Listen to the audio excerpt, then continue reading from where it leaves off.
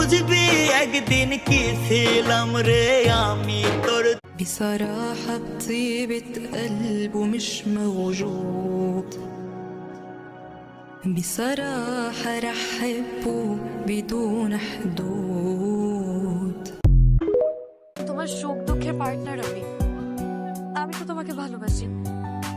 তুমি আর আমি এক আত্মা। কথার জন্য সব সময় মাথায় থাকে। সে আমার সাথে চলে কখন।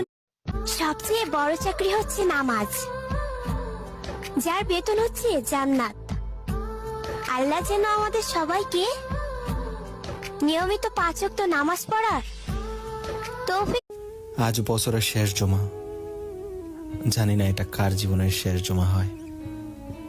আল্লাহর কাছে একটাই দোয়া যে আল্লাহ তুমি সবাইকে মুমিন হিসেবে গ্রহণ করো।